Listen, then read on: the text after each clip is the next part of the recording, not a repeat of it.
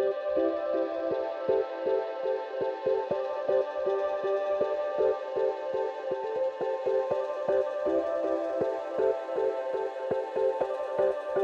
everyone, Ariel here from aBlogtoWatch at MicroLUX Chicago, doing what I call a founder's pitch meeting, a little series of interviews where we talk about small independent brands with messages from their founders. I'm here with Jeremy Smith of S&B. Thank you for joining me. Thank you very much for having me. Okay, so Jeremy, first and most important question, what persuaded you to start a watch company?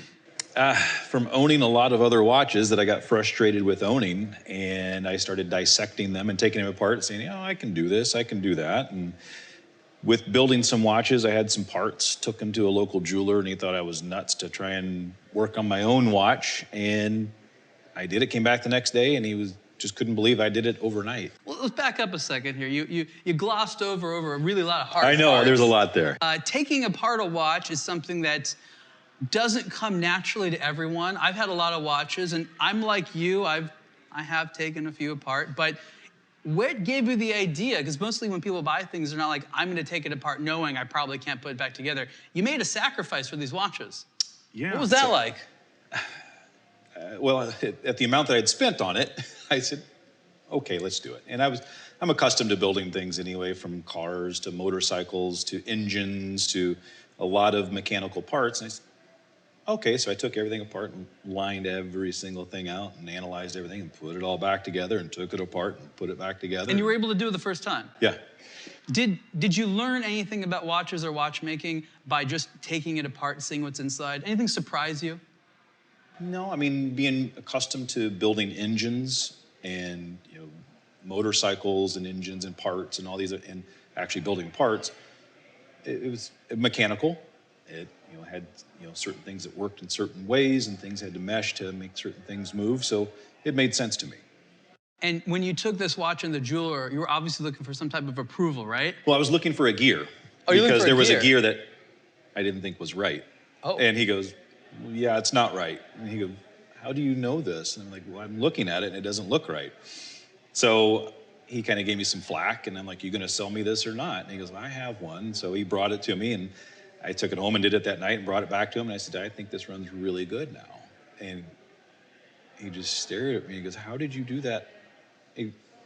So he kind of pulled me aside, and it's kind of how it all started, with the mechanical side of it. And then I started doing the engineering side of it with the cases and everything else. And so you have a gift, some type of a natural mechanical gift. Does everyone that starts a watch brand, do you think they need this gift?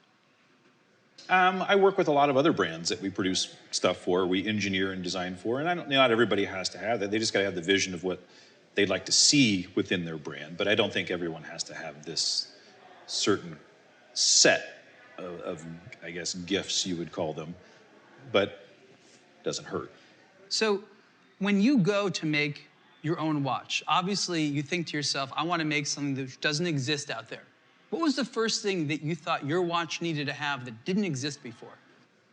Some size, symmetry, a couple of things that I thought would be a little bit better in the marketplace that we first started in, which was kind of that tactical outdoor marketplace. And being an operator of those timepieces for a long time, there was things that I'd like to have seen that I didn't find out there. So I just incorporated the things that I would like to have seen, put them into those designs, and kicked off our first watch. So we were talking privately, and you told me a little bit about your law enforcement background, and you obviously use a lot of tactical gear.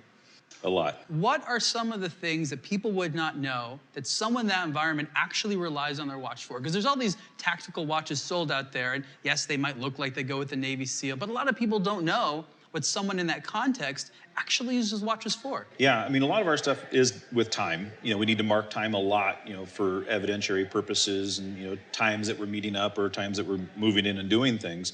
But, everyone in the watch world loves illumination. The better the lume, the best. And there's no doubt, I love illumination just as well.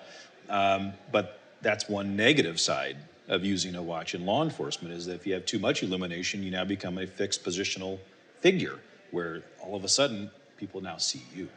So when I developed my first watch, I developed it with a lume that just would only get to a certain point, but retained that point for a long time, which allowed us to say, you can see your watch and everybody else.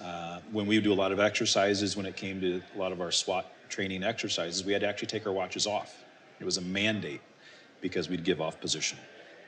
So what was your first watch, and what did you immediately say, I got to do better next time? So my very first watch was the Sands 13, which was a quartz tactical watch. Very first watch I've ever designed, put it all together. And when it first came out, we got it done. I loved it. It was a great watch. And then I always listen to what our customers say, because they're the operators out in the field giving it. And I always encourage everybody, tell me what you think. Tell me whether it's brutally honest or you're giving me praise. I want to hear both sides because I can't better the company if I don't hear it all. So we took everybody's input for years and said, okay, how do I make this better and refine every aspect of it? And we did. And we actually came out this year with the refined version of the Sands 13, which has been wildly successful. S&B has been around for how long? Since 2012. 2012.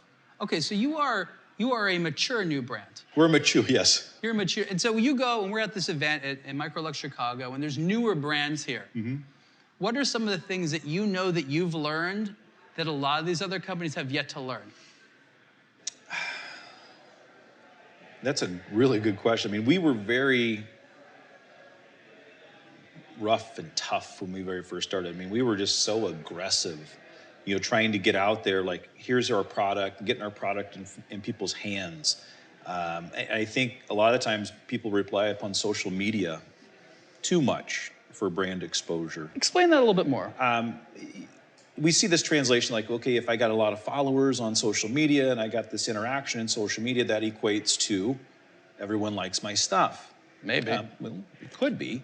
But a lot of people just go through and go, yeah, that's cool, that's cool, that's cool, that's cool. But if you're to say, hey, would you like to buy my watch? Maybe not. A lot of options out there. There is. And our standpoint was, let's get the watch out. Let's get in front of every single person we can and give it into their hands, try it out. We want you to try it. We want you to try it. And it was a lot of expense. I mean, it was a tremendous amount of expense, but we wanted people to take our product, go out in the field and use it, and then just report back to us. So what did you say to those people? Because there's a lot to say about every single watch. There's the background, there's the functionality, there's design. You had a couple seconds to get someone excited. You put the watch in their hand. What was your pitch?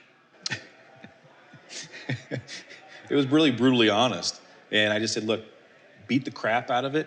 Tell me what you think. I wanted to know, literally real world wise, because it was built for a purpose. I mean, we had a really purpose-driven watch. Tactical, outdoors, very subdued. And we got it in the hands of the guys that were actually going to go out there and use it. So we told them, put it through everything you got. I want to know where the flaws are.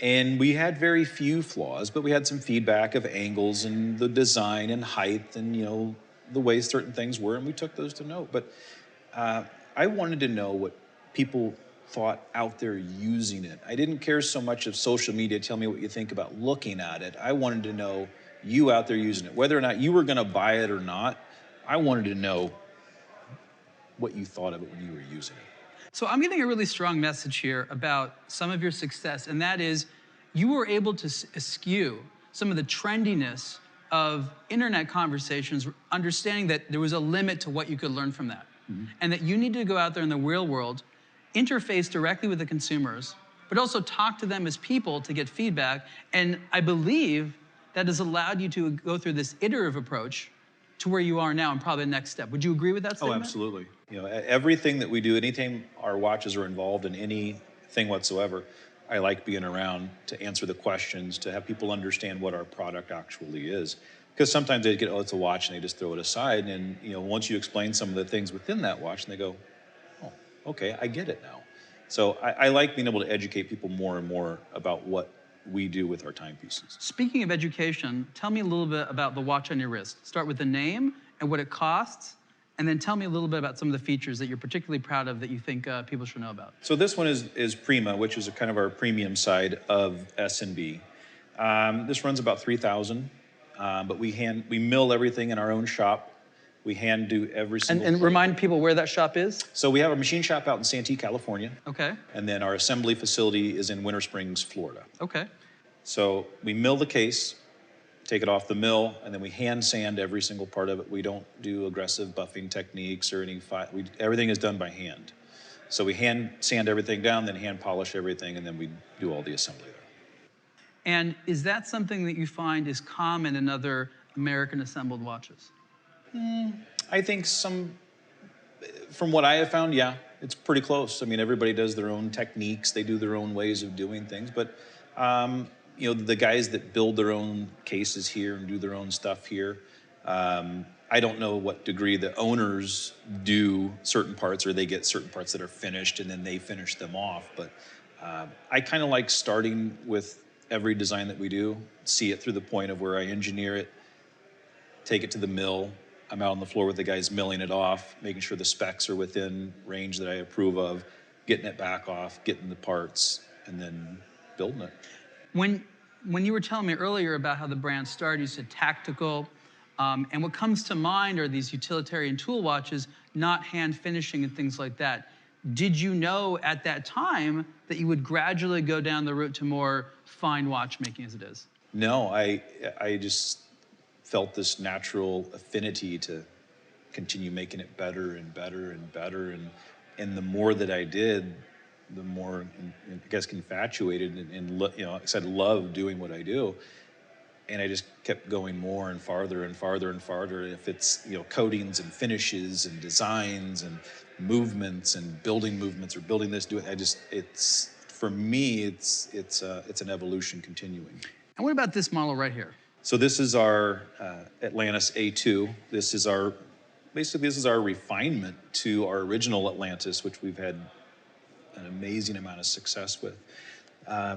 We just chose to refine it quite a bit with adding a ceramic bezel, where before it was just a solid steel bezel with raised numbers on it. Enhanced the bezel edges and refined the crown. We had a lot of divers that thought the crown came undone a little bit with wetsuits, so we recessed that back in. Put some embossing into the dials, enhanced the hands, illumination, but everything's based upon feedback. We refined everything on what people would have loved to have seen, and we took that over time. What do you find that a lot of your customers and fans have in common? Meaning, who is the S&B customer if they had to have one thing in common? Guys that like going out and wearing their watches for a purpose. There's a lot of purpose-driven guys. The guys saying, "Look, I'm a diver, I'm a fisherman, I'm a hunter, they're the guys that are out there, using their function and their functionality versus, I wear this one to dinner, I wear this one to do that." We find a lot of our guys are just utilitarian. So is it the Atlantis A2 because of the 2892 A2 movement in there? No. What is the A2 for? The A2 is the Atlantis version 2. Instead of saying a 2.0, it's the second version of the Atlantis, which is the enhanced version. It's going to be like V2 if you put A2? Yeah. And what's next for you guys? Boy, we have a lot. We have probably 4 or 5 new models coming out just right now. We have a Kickstarter that's running right now with 6 new models of the Atlantis that is currently running. So S&B being very prolific this year and probably very prolific next year. Jeremy, thank you so much for joining us. Absolutely, thank you.